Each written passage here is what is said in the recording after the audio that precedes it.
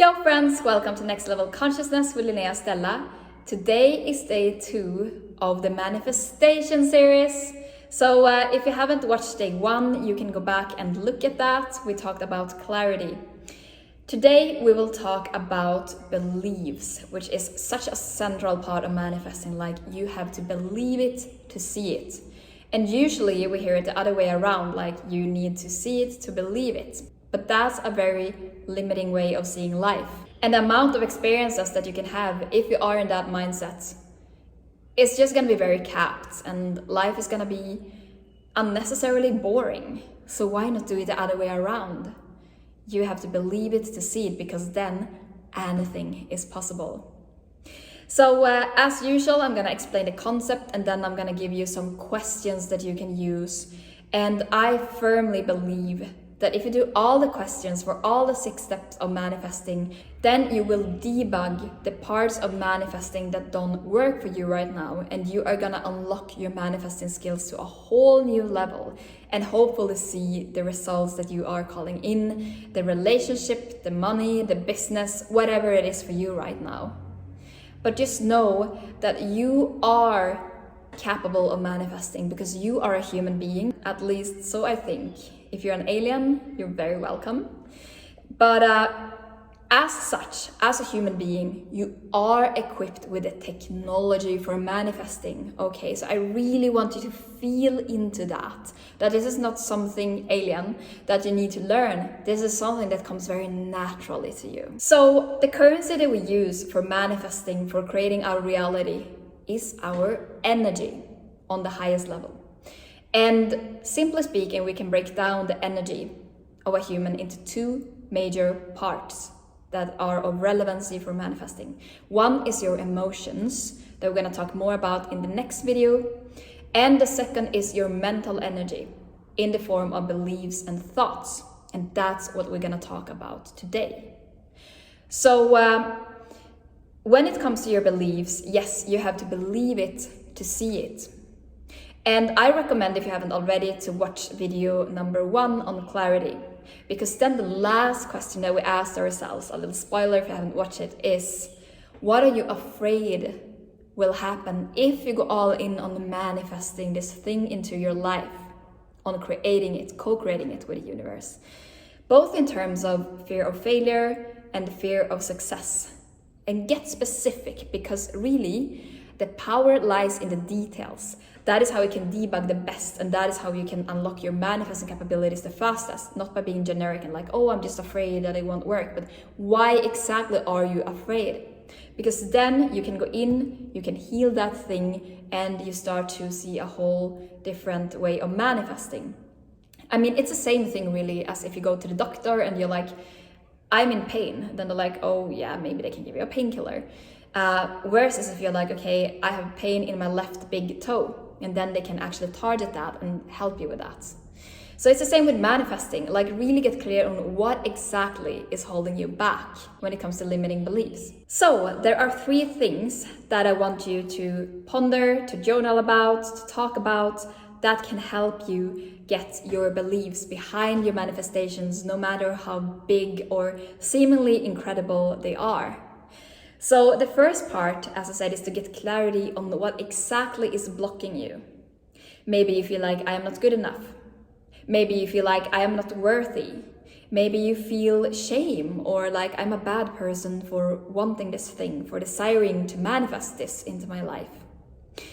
And for example, let's take the case of starting a YouTube channel. You feel the desire, it's a desire from your heart and soul, but you believe that you are not good enough. That's great, because awareness is the first step to change. And then we go to part 2 of unblocking your limiting beliefs and starting to really get your mental power behind what you're manifesting. And that is to decrease the intensity of the limiting belief. And notice what I said. I didn't say like, oh, now we're gonna completely get rid of the limiting beliefs, because that's not necessary. It's just to equilibrate the situation. Because what happens if you have a limiting belief is that you have a very skewed way of seeing the world. It's like you're putting on dirty glasses And you're like, oh, but everything looks so dark. Yeah, because you need to clean your glasses. And that's what you're gonna do with this process. And this will work for you, and I know it because you're a human being, and human beings, all our brains work in a different way. Even though the content is different in the brain, they work in a different manner. So that's why I'm so excited to share this with you. So this second step, we're gonna turn around. Ooh. So for this second step, how do we actually decrease the intensity of the limiting belief? The insidious thing with beliefs is that they don't live in the conscious mind, they live in the subconscious mind. So it's not enough to say like, oh, I don't want to believe that. Then you just play on 5% of your mental power. Because one thing lives in the conscious mind, the 5%, but the belief lies in the subconscious mind. So how do we actually access and go in and dig up the belief in your subconscious mind? Well, you can do subconscious reprogramming in different ways, and it's enough to do it for 21 days. It may sound like a lot, but it's really gonna change your whole life. Because if you have had this belief your entire life, that is the filter through which you have been manifesting and creating your reality. So isn't it worth to change a lifetime of limitations in 21 days? I believe so. But one thing that you can do right now on the spot is to first of all ask yourself, is this belief 100% true? Because when you have limiting belief, you know, maybe you heard the acronym FEAR, stands for false evidence appearing real. The limiting belief will be so good at convincing you that it's the truth, that you are indeed not good enough for starting a YouTube channel. You are not worthy of the love that you desire in your heart. You are not someone who has a lot of money, if that's what you want. You are not someone who comes into the kind of school that you want to get into. So ask yourself, is this actually 100% true? And the answer is no, it's not 100% true. And even if it should be some truth to, for example, if you're like, oh, I'm not good enough to start a YouTube channel. Well, everyone is good enough to start a YouTube channel. Go back and watch my first video and see how good I was. You are good enough to start. The problem is that what we often do as humans is that we compare ourselves to someone who has done it for years and years. We get into the comparison mode. And that's what the limiting belief is based upon. Well, compared to this person, you're not good enough. Well, don't compare yourself, because everyone has to start from somewhere. And if it's actually an objective truth, like, okay, I'm not good enough because every time I take a microphone in my hand, I freeze and I'm just blanking.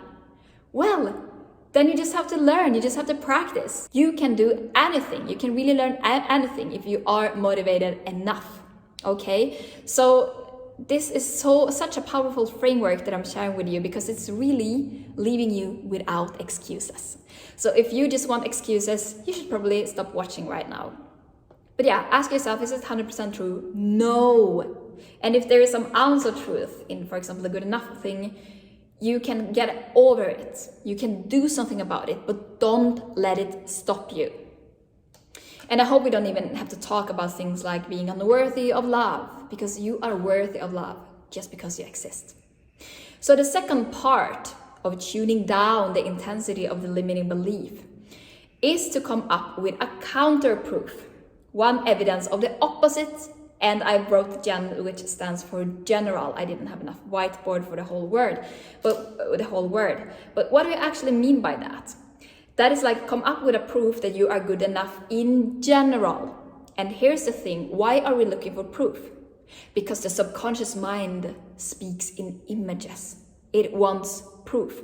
It doesn't speak English or whatever language you're speaking. So it's not enough to tell your subconscious mind, hey, I'm actually good enough, let's do this, because it will still believe that you are not good enough if that's your limiting belief. So we need to come up with counter proofs. And what I mean by general is, how are you good enough in life in general? Maybe you feel like, oh, I don't really know about YouTube, but I'm actually good enough when it comes to being a good friend. I'm a really good listener. I'm really good at baking chocolate chip cookies. Whatever it can be, because then you start to shift that ID. You start to decrease the traffic in the neural pathway of your brain that tells you that you are not good enough. And when you've done that, you started to warm up this idea that maybe I am good enough. Then you go on to the last step, which is one piece of evidence that you are actually good enough in this particular situation. So how are you actually good enough to start a YouTube channel? Well, I kind of already gave you the answer. You don't really need to know anything to start a YouTube channel. You just need to press play and start to talk, because the good enough part will come with practice. So anyone can get started. And if it is that you believe that, oh, I'm not worthy of love, for example, well, you are inherently worthy. But can you come up with a situation where you actually felt worthy of love? Maybe you were just a tiny little situation where someone gave something to you, or you were with a partner and you actually had a very good experience, or you had a good experience with a friend, but some situation around love where you felt worthy. Just come up with tiny pieces of evidence. Because when you stack evidence after evidence after evidence, and you do this for 21 days, you will have stopped the traffic in the narrow pathway of the limiting belief in your subconscious mind, and you will have created a new one for the empowering belief. And before you know it, you have started to actually believe in yourself. You have started to believe that what you are manifesting is possible. Even if you have never done that before, even if you haven't seen it yet, because probably if you want to manifest something, it is something that you have never seen before or never done before in your life. And this is why we are on earth, because we want to have the magic of experiencing things that we haven't done before. We want the novelty, we want the sense of expansion, and we want to tap into our infinite power as human beings, because when you do that, you allow for other people to do the same, and you can really tap into your power of helping other people. So this is not something selfish if that is a limiting belief of yours. It is actually selfless, because the more you are in your power, the more power you have to help others, to be of service, to share the gifts of your soul. And the last step number 3 of believing that is possible, is to reinforce, to increase the intensity of your new belief.